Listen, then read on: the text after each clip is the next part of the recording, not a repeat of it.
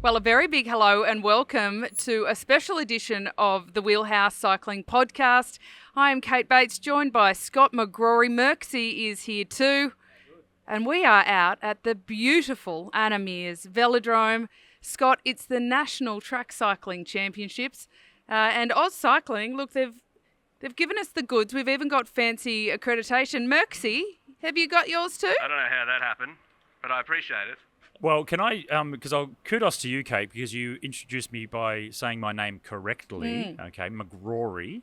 But if you look at my accreditation, the first R is not there, McGrory. Which I do get the most common mistake is as a McGrory.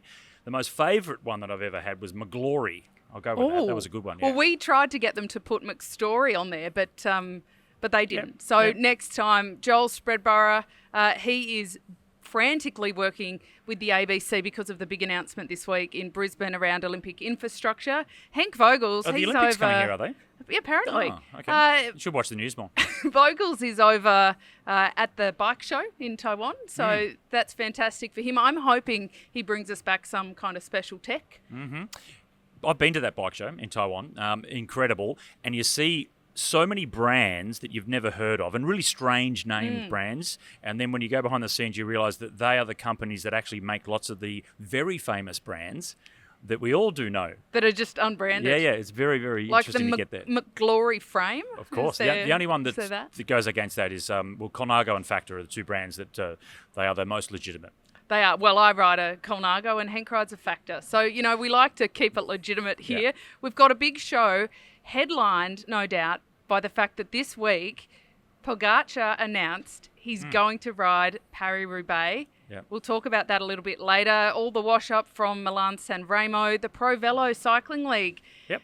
What a start that was. That came to a wrap on the weekend. You covered it all, so we'll get all the inside track from that. And, of course, we're here at the Anna Meares Velodrome for Track Nats, Brisbane Cycling Festival. Lots to chat about. Let's start with Milan-San Remo because I feel like I'm still sleep deprived from trying to stay up to watch that 300-plus kilometre race, which starts at kilometre 0. You even watch the neutral now of that. Yeah, and daylight savings makes it harder. Big different in Queensland. It makes it better for Queensland. Yeah, but you down the start southern earlier. states, it's a very, very late night, I must say. It is. It was a magnificent race. It delivered pretty much what we expected. A lot of talk about whether Pogačar could win in the men's race. Close. But over the top of the Poggio, they tried so hard to get rid of Ganna and Van der Poel. They just couldn't do it. Well, the Pog and UAE did what they needed to, which was attack early, which was on the Cipressa. And you see, we've always seen lots of attacks on the Cipressa. It just whittles the field down usually, whereas this, it whittled down to 3. Okay, so did the right thing and went as hard as you possibly could there. Then couldn't get rid of the boys on the Poggio. So kudos to him. It was an amazing performance from the Pog, but it's Mathieu van der Poel. It's so amazing to see him get up and get the win. Yeah. I actually thought that to see Ganna go over the top of the Poggio, and he was suffering. Like, that was as on the limit as you'll ever see the heaviest of those 3, for sure. Oh, by a long shot. I mean, he'd be 25 kilos odd race weight heavier than Pogačar. For sure, Mathieu van der Poel a bit in the middle. But it hasn't been since 2006 that Pozzato and another Italian rider won for the Italians. It would have been pretty special in front of a home crowd. Yeah, Pippo Pozzato, my old teammate, actually, when he first started as a professional. A lot of talk about whether this was the best ever finish of a Milan-San Remo. And look, it certainly would be up there because of the long-range attack and the 3 riders for the last 20-odd K. So fantastic finish. But for me, and maybe it comes down to your childhood memories, but 1992, not that I was a child then, was Sean Kelly You'd already been to the Olympics by then. Yeah, well, Marino Argentin was off the front, looked like he was going to ride off into the sunset and win. And Sean Kelly attacked on the descent of the Poggio, left the group. No one could follow him, rode across to Argentin, caught him just after he got off the bottom, and then beat him in the sprint at the end. So just an incredible descent from Sean Kelly. That's the one for me that sticks in my mind. Yeah, it was interesting, all the talk leading up to it. Hank and I sort of agreed that it would be a surprise if Pogačar could win, simply because it has to be so difficult over the Poggio and then maintained to distance the likes of Ganna, like those bigger riders who can do it. Van der Poel, he did an amazing job. For the Aussies, though, Michael Matthews, another top 10. He was 4th. Pretty disappointed. Merksy, he said that he didn't go there to get 4th. No. I know that we were hoping for a little bit more from him. It's his 12th top 10 at that bike race. That's pretty remarkable. And Caden Grove's 5th, which is pretty cool. Great. Aussie's 4th and 5th. But Michael, if his glasses didn't fall off his noggin the last time he was right up there, then he might have won that one as well. Just wedge him back on. Yeah. Or just ride Oakley like I do. Or maybe one of those Ka-ching. one of those really funky, old school chains. Sunglass chains, yeah. Oh, I put the like ribbon your around the grandma back on. wears. Yeah. But get how's that Poel, going. guys? Straight away he said next year. Like, should he just give up? Like, he wants that monument. I think he wants all the monuments, right? That's why he's doing Roubaix. He's ridden Roubaix before, but he's having another go at it. He's not that well suited to it, but he's suited seemingly to everything and anything. But how can they change their tactics next year if they gave it everything this year? I find it fascinating. Look, weather might be the change in that. Maybe wind, if there's wind next year, but who knows? We can't predict that. They might need to attack on the climb before the Cipressa. Who knows? I think that the Capaberta, I think that one is. I think they do. They'd need to go earlier and just take that, if they can, 0.5%, 1% off the top of Ganna and Van der Poel. Look, that over the Poggio they can do that. We talk about how dominant the Pog is in so many different types of races, but wasn't able to get that win. Let's go way back to Eddie Merckx. Like, he won it 7 times, and every time they got to the Poggio, he just went, "See you, fellas," and no one could follow him. Imagine how, like, back in that era, every year you line up on the start line thinking, well, hopefully I can get second today because Eddie's going to attack on the Poggio and go. Yeah, it's not like that. It's a different mentality. Now, over in the women's, it was back 20 years ago was the last time we had a women's edition of the race. God, beautiful race, but a lot shorter and very different for the women because they start on the coast. They have none of that lead in, and then they had a tailwind, so very fast until they do hit those climbs. Certainly favoured the sprinters because they arrived with a group of about 25. Lorena Vibes, I mean, she was the first yellow jersey when the Tour de France came back. She's just ticking them off. But I reckon one of the biggest stories, Marianne Vos. Vos on the line. The GOAT, she got her just on the line. She just kind of proves that age is no barrier. Yeah, true. Vos is amazing. One of the disappointments for me as a takeaway, and as an ex-professional cyclist, perhaps I shouldn't be disappointed by this, but we saw Elisa Longo Borghini on the attack, right? Fantastic attack from her. Now, I'm not cheering for her to try and get the win, but a solo win, attack at the end, you like to see it. Italian, that would have been pretty magnificent. Who chased her down? Who chased her around? It was Lotte Kopecky, okay, in the World Championship Rainbow Bands as a teammate of Lorena Vibes, right? So she did the great teammates role, but she could win also. She's a good sprinter, powerful rider, and she's the world champion. So a little disappointment for me was to see a world champion having to give up her chances to work for her team, as she should, because she's a professional. I get it, but gee, she could have been just as well served going on the attack and going with Elisa Longo Borghini and beating her in the sprint herself. Yeah, interesting perspective, because I see where you're coming from, but I think something I really value about Kopecky and why perhaps she and Vollering weren't very compatible on the same team is Kopecky has a number of attributes that make her the best in the world and the best teammate. Yeah, she's liked. You picked up on that one. Yeah. But she's also got very clear goals and really happy around those to be a very big contributor to the team, which means that she's more likely to win some of the big races she does because the team have just no question. It's all in commitment. And so from that respect, it was like when we saw Mark Cavendish in the World Champions jersey carrying water bottles for Bradley Wiggins at the Tour de France. Or Bradley in the yellow jersey leading out. Exactly. And, you know, maybe, okay, in fairness, Cavendish wasn't that thrilled and left the next year, but... But he's also not going to win those hilly stages, and Brad's not going to win the final stage either. And you're saying Kopecky could have won this. She could, and look, she did everything right. She's an amazing teammate. She's a fantastic rider, good person, all of that, yes.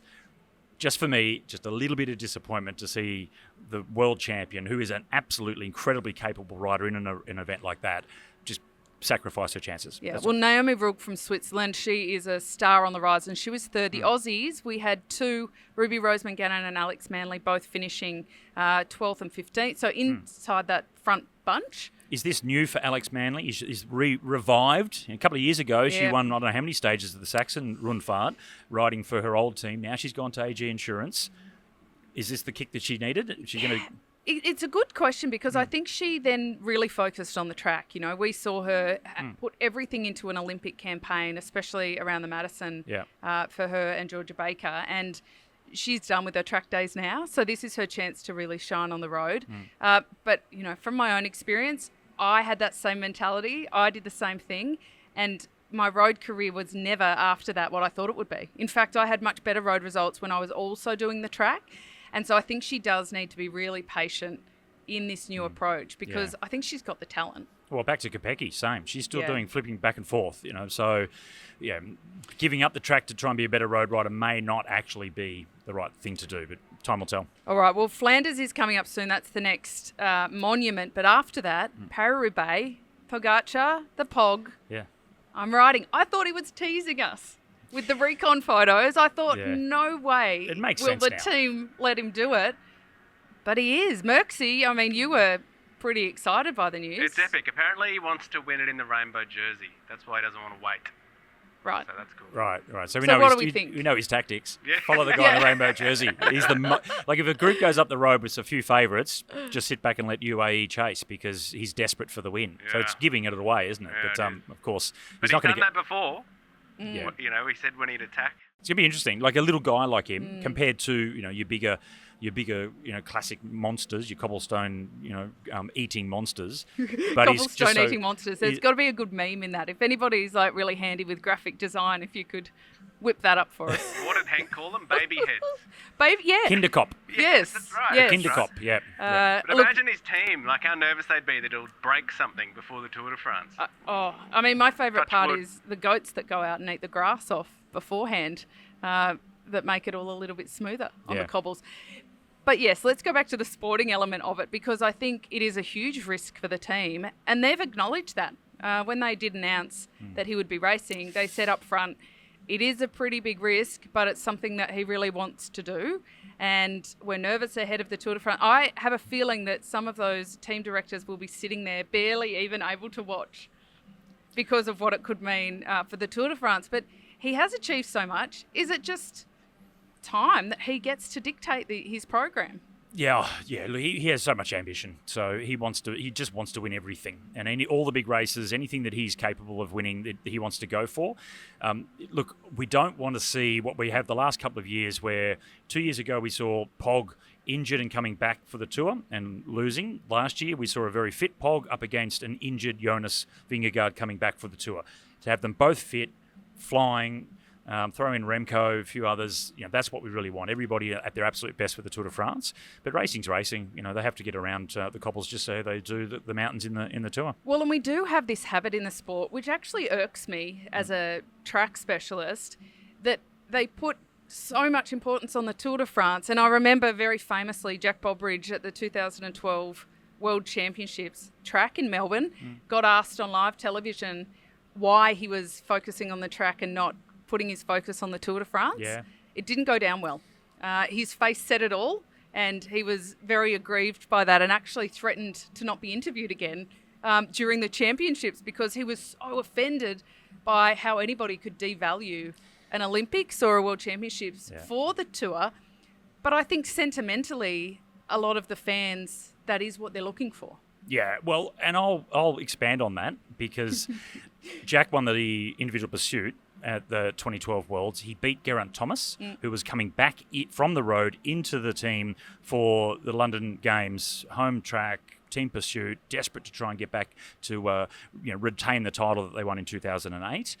And it was the same weekend as Paris-Roubaix, and the host of the broadcast, he did say, I'm not sure why Geraint is here because Roubaix on this weekend. Surely he would have a chance of winning Roubaix. This is when he was trying to be a classics guy before he won the Tour de France. So basically discrediting the fact that he's here trying to ride the track World Championships when he should be riding Paris-Roubaix. Now, I can tell you the host, I'll just give you his initials. His initials were Mike Tomalaris.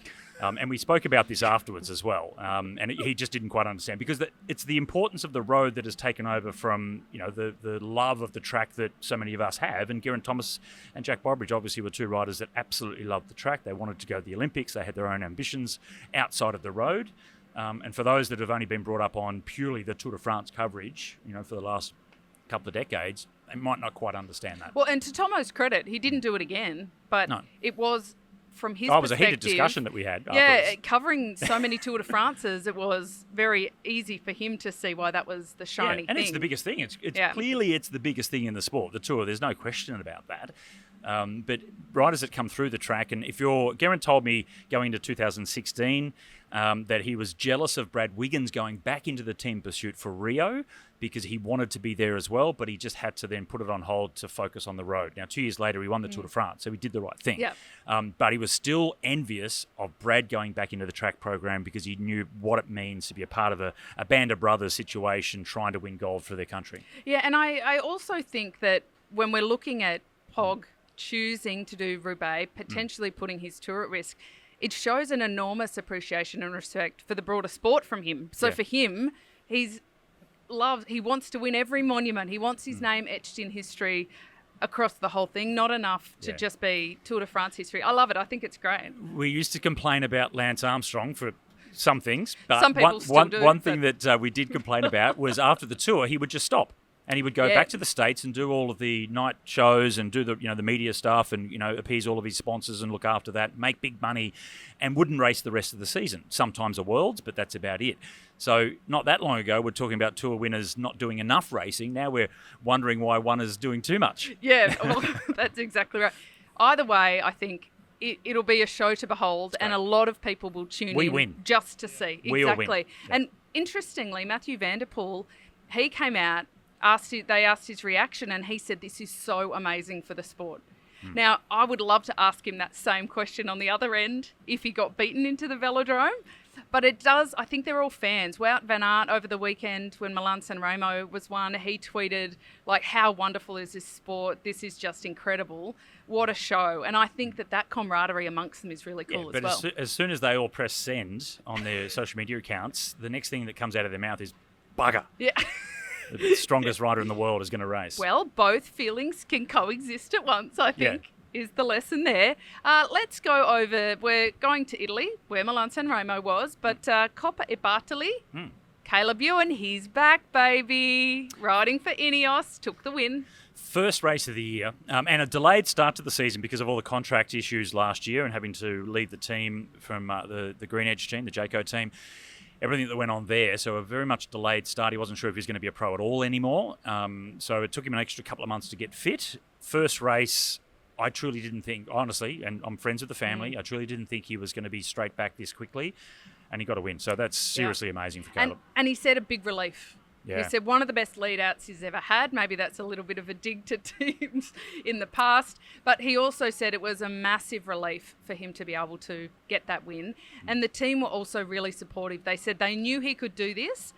They're delighted that he could do it on the first outing, but that in general it would just really add to the whole camaraderie and the belief. And I think for Caleb, he's been through a bit of a journey. He has, but you're also going to be a little bit cautious about how you praise the new team you're in, because it is a direct dig at the previous team you were with, and you might be upset with one or two people within the administration of your previous outfit, but that's not your teammates. You're still good friends with all those other guys as well. You need to be careful. The bridges, there's been gasoline thrown on there and multiple matches, and then more gasoline and then some. Bit of C4 underneath. I think so. Yeah. Yeah. Well, I mean, Hank. The way Hank describes it, it sounds pretty messy. I won't pretend that I know all of the ins and outs. I'm just really pleased to see Caleb back, because over the summer, people were talking about him literally just sitting on the couch, figuring out what the future held. I've got a question, Kate. What do you think, though, as we get towards July? He has said his favourite race is the Tour de France, as most of these guys do, of course. does he get a start? Only 8 riders now. It's not 9 as it used to be. 8 riders in the Tour de France team. Ineos, if they've got GC ambitions, do they take a sprinter like Caleb? Or for the first time, for a long time, does a team like that say, well, actually, why not throw a sprinter in? If we don't win anything on GC, we still might win a stage through our sprinter. That's been done as well. Because that's the question. Do they realistically have GC hopes that will get them on the podium?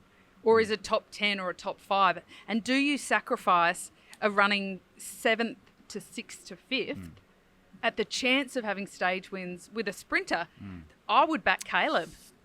I'm not the team bosses, but I do think that those big shiny moments, they're the stories. Yeah. What he needs to do to get some faith from Ineos in terms of selection for the Tour, fantastic to win his first race, but he has to beat the big sprinters. He has to win in bigger races against your Philipsons to make sure that he's showing that he would be competitive at the Tour in a bunch sprint. That's the big question now. And we're not just like the big sprinters by name. Like physically, they're a lot bigger than Caleb. They are, well, taller.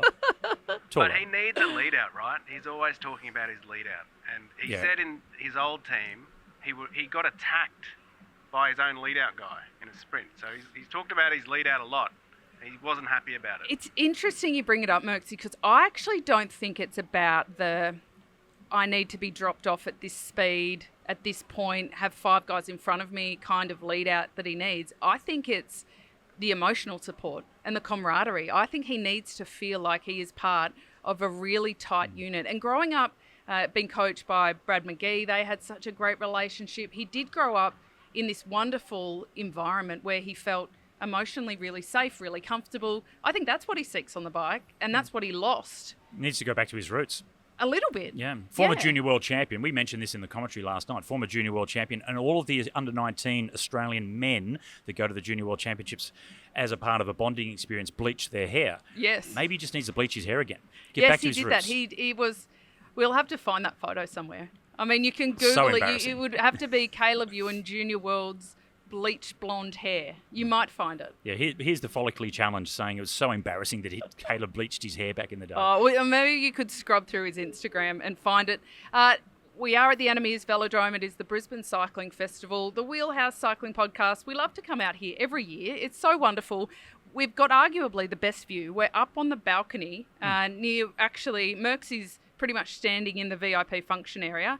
Is any champagne over there for you, Merksy? Canopy's coming out? Put it in order. Yeah. waiting. Before we get to some of the action we've seen and we'll see the rest of the week, your weekend was spent at the Q Tour, so in Queensland with the ProVelo Super League. It was the final round. We've got 2 riders who now get to trolley off to get some World Tour experience. How did it wrap up? Well, they will get to trolley off with perhaps a shopping trolley to get their kit, because that's what happens when these young riders come through, the Aussie teams for the ProVelo, and then go into the big leagues. Oh, and they get a shopping trolley full of clothing. And they got those beautiful factor bikes too. Yeah. So they can ride off into the sunset. Yep. So there was a reason I mentioned factor, or it wasn't before, wasn't there? Yeah. Look, the ProVelo was great. Q Tour 3-day race to wrap up the 6-round series that started back at SA Kick It in January, which just slightly overlapped the women's tour down under. So it was a great start. Fantastic league and very much revitalised the domestic racing scene. The teams, the riders, you could tell that they were just into it a lot more. So much shorter than what we used to have with the National Road Series, which would go through like the entire season. So a little bit more drawn out. The budgets of these teams are quite small. So by the time they get down to the last race, which used to be the Tour of Tasmania as our final round, it was expensive to get down there. They'd already shot their budgets anyway. If they weren't in contention, some of them didn't want to go because it's such a hard race and they might not get a result. So this meant that everyone was there at every round and up and about. The atmosphere was fantastic. And finishing in Brisbane, Criterium at South Bank to kick it off. Oh, that was amazing. Friday night, that was fantastic. Under lights. We had the drone up. And honestly, and this, I'm not being silly, with the road, the Criterium circuit illuminated from above, it looked like that aerial shot of the Singapore Formula One circuit. It looked amazing, and there's so much potential for growth. Yeah, Merksy was frothing. Is that the term? I was frothing. And from a TV point of view, like you said, Scott, it was really impressive, I got to say. And even the hosting set, they've improved that. But yeah, the colour and the way they captured it, the motorbike, hats off to Dom. It was really cool. It looked great on TV. They did really well. Yeah, I mean, we were sitting in the VIP section. The thanks Echelon Club? to the Echelon Club. Thanks to Ali and Chris from Detour. They of course sponsored the jerseys and found great success. So it's also really good for the brands in both the men's and the women's.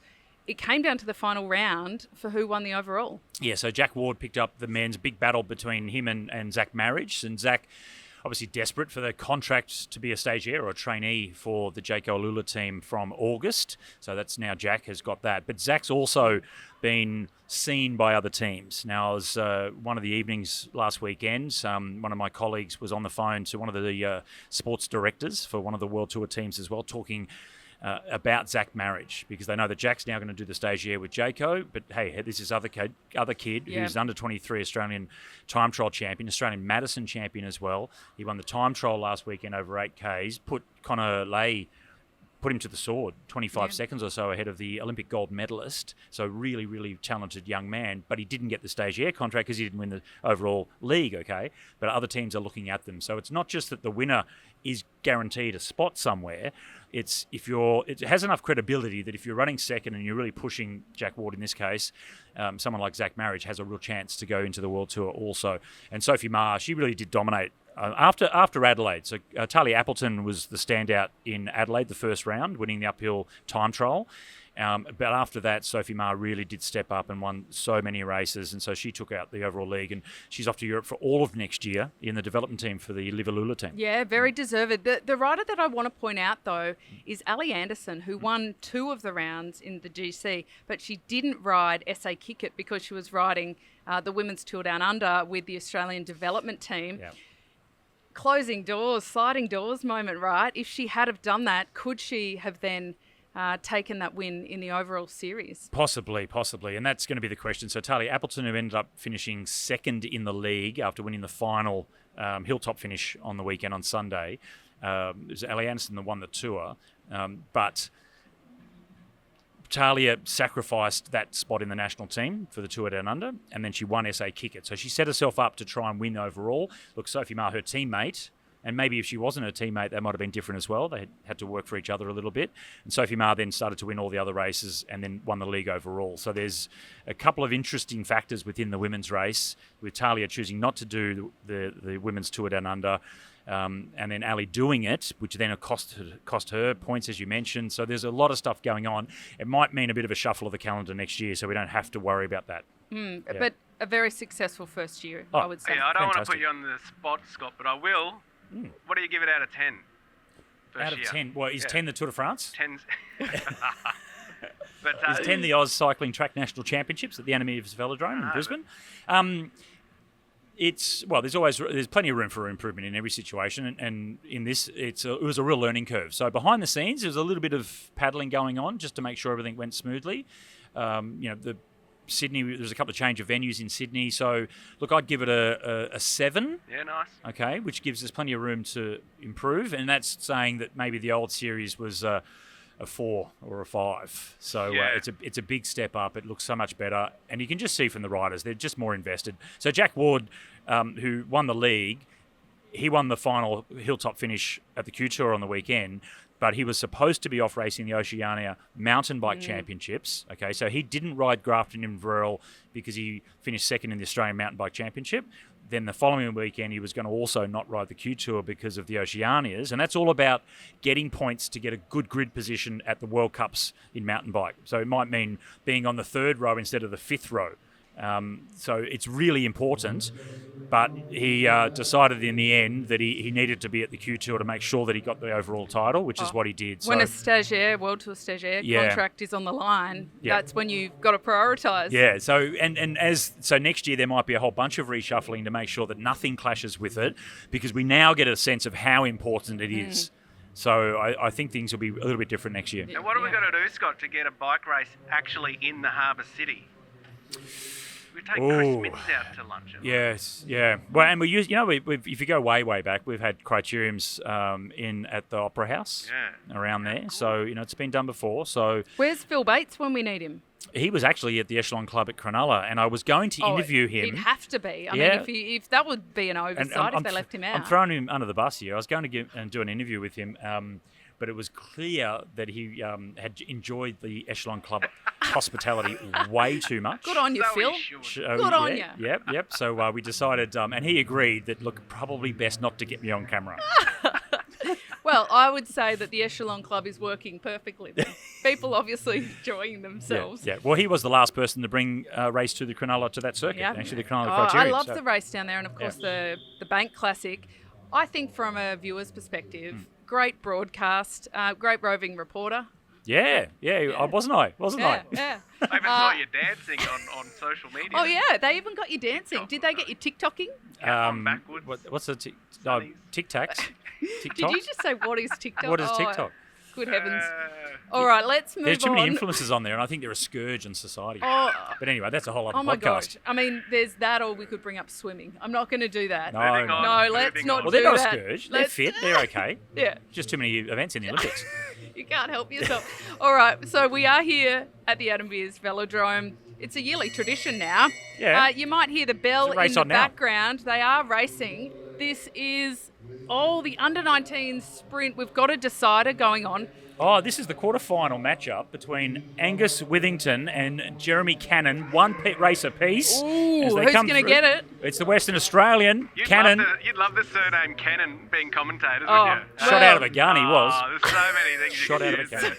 Oh, Scott's been having a ball. There was Watts. We had Sophie Oh, Watts my last God. night. You Dropping Watt really bombs. enjoyed that.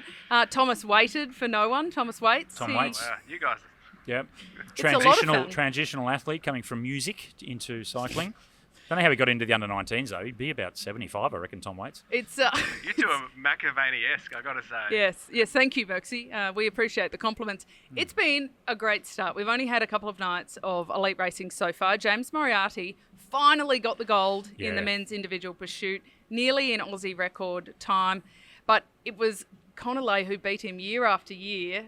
He was in the final for the last 4 years. Good to see him get the gold medal. Oh, absolutely, and we spoke about this in the broadcast as well. How he was the travelling reserve for the Olympic Games last year. Okay, no individual pursuit there, but he was almost into the team pursuit. He wasn't happy about that as well. He did challenge his non-selection, but therefore still travelled with them as the fifth man in case there was an injury or an illness. But he had to be up and about. He could not go with that team and be down in the dumps every day and dragging your feet. So kudos to him to really step up and be a genuine part of that team in the training build up towards the games. And bounce back. He's bounced back and continued on, and that showed here in the IP. It takes a heck of a lot of resilience to Yeah. be a travelling reserve because you're carrying the disappointment of not being able to go out on track. You're watching them race, but you essentially have to be the mascot. You do. You have to put all that disappointment aside, shove it in your suitcase, and get on with it. He did a really good job of that.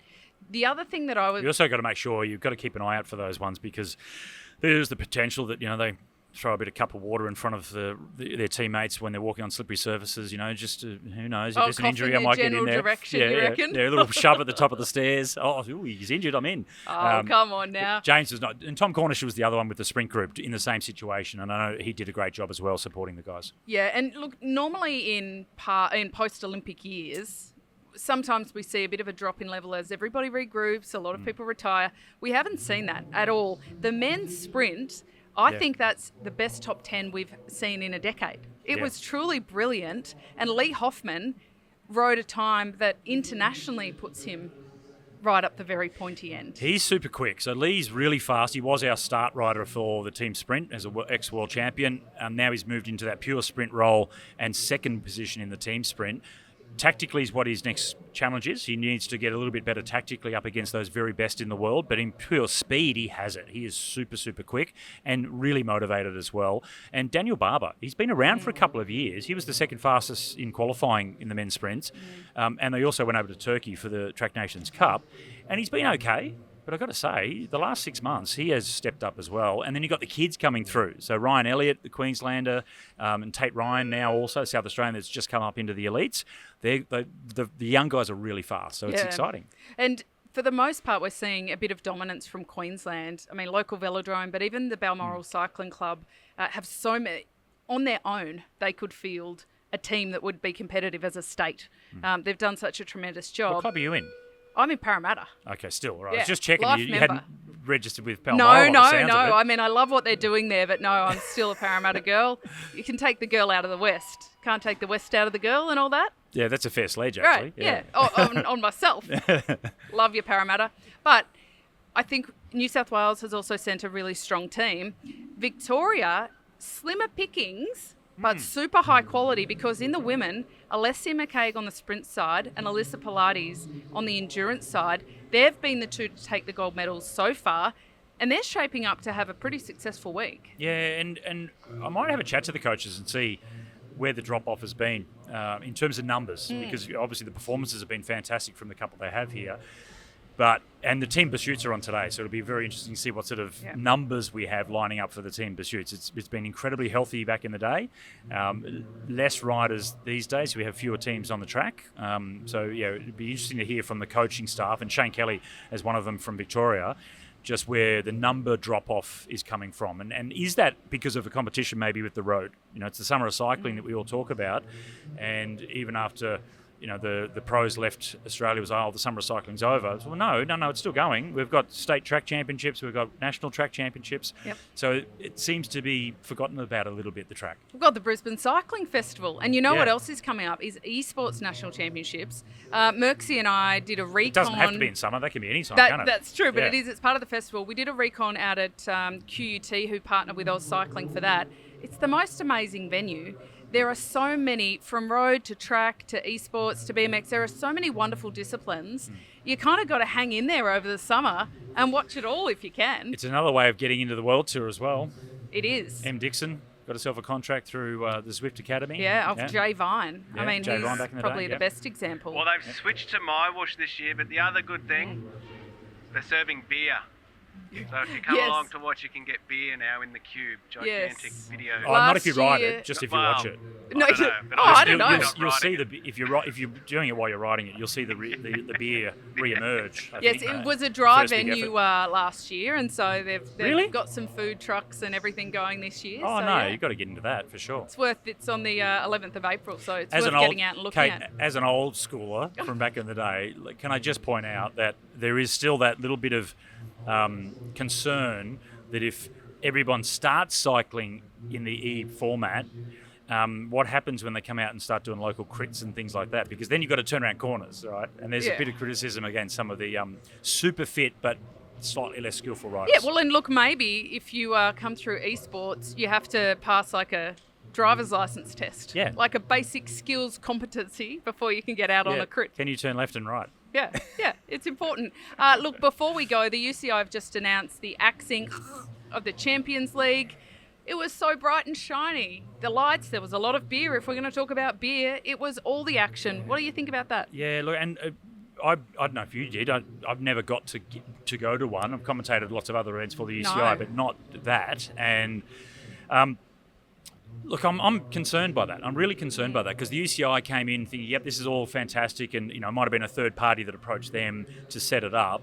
And look, to be honest, you had the best sprinters in the world there, but the top three maybe, and then there was a big drop-off because it's about paying contracts to riders to be there. So it's legitimate racing, but it's not the top 15 sprinters in the world against each other. They couldn't afford to have all of them, so you'll have some guys getting an opportunity to come and race, but it just meant the early rounds were an absolute walkover. It was only the finals in those races that were really legitimate head-to-head. So they were making it for TV, but it obviously doesn't benefit the UCI and the sport and the national championships and all these other programs. The endurance side of it, for me, was a bit of a joke. It was really short races. They wanted it all to be short for TV. So I think the UCI got a little bit excited about what it could be, and it really wasn't what they were expecting. Yeah, this year they've only got one Nations Cup. They just had it in Turkey. Yeah. They have said they're coming back to World Cups.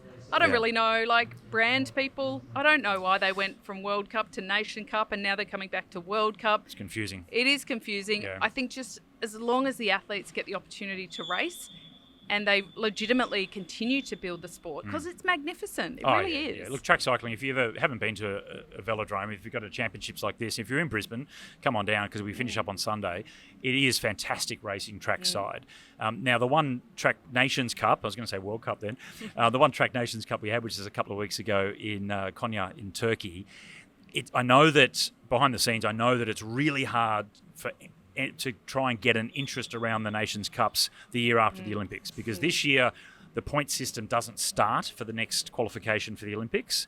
So the cities don't care. They don't want it. They all want it next year. They want to be a part of the next Olympic cycle. So next year there'll be 3 again. But it just makes it really difficult to try and they were almost trying to give it away. They asked Hong Kong if they could do it. I think they've got the Asian Games or something, so they said, no, we don't care. They were going to go back to Jakarta. They asked Singapore.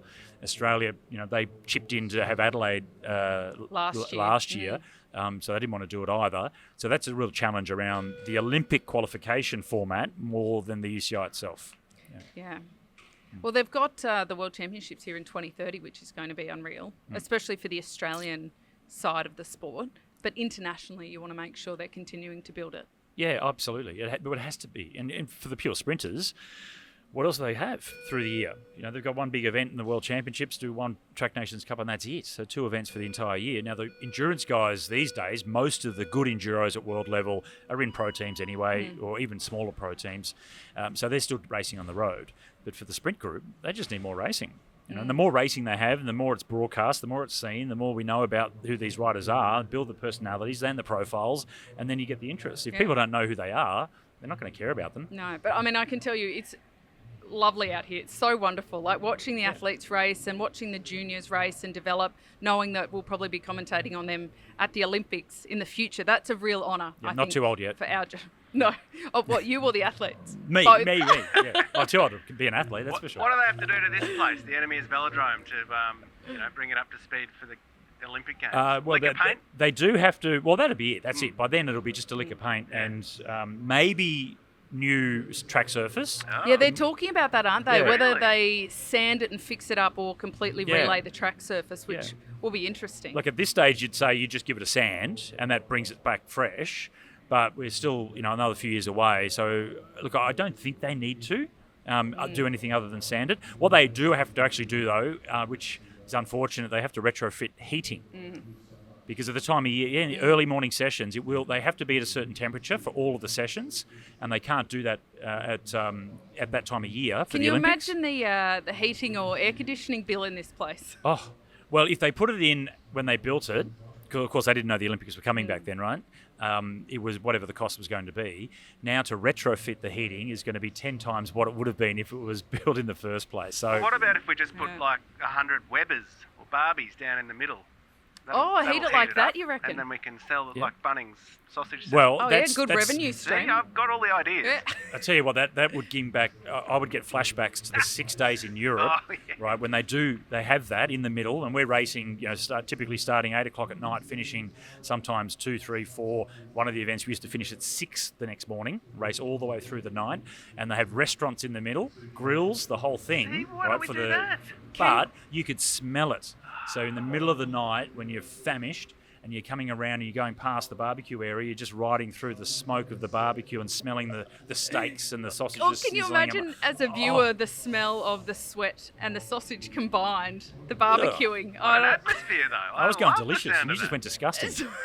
Sorry, it's just where my brain went. And not to mention that in the old days, they used to put a steak down your nicks. Oh, Is that right? In a 6 day? I think that Well, was not just in the you, 6 day, Kate. but Not that was me, the I old. never did that. For saddle sores, they used to say that. Yeah. Now, just don't choose a T-bone because you'll get more sores than you're Just an bargaining eye for. fillet. Yeah, but that was I've never seen anyone do it. I've never heard anyone actually say they did it, but that was the stories. And if it was a really hot day, they would put lettuce leaves under their helmet. There was another one. I don't know if they were true or not. Well, you're halfway to a hamburger there. There you go. Not one I want to eat. I think Hank stuck a bit of meat down his Yeah. fries. He strikes me as that sort of bloke. Yeah, And I can say that because he's not here. Yeah. Sounds Sorry, more like Hank. sounds we more missed like you. his nickname.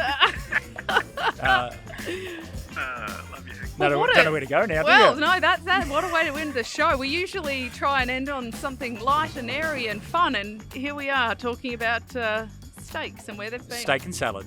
Steak and salad. Thank you very much for tuning in. Like, share, subscribe, tell your friends, say hi to your mum. Big thanks to Louise Jones for letting us in this sacred place. Yes, and to Bear Liang, who last night brought us stools to commentary so that we didn't have to stand up all night. I'm very grateful for that too. And thanks to you, Scott, filling in. Appreciate it, friend of the show. Yes, thank you very much. Thanks to my sister for bringing my road bike up so I can do some pedals as well. Anyone else you want to thank?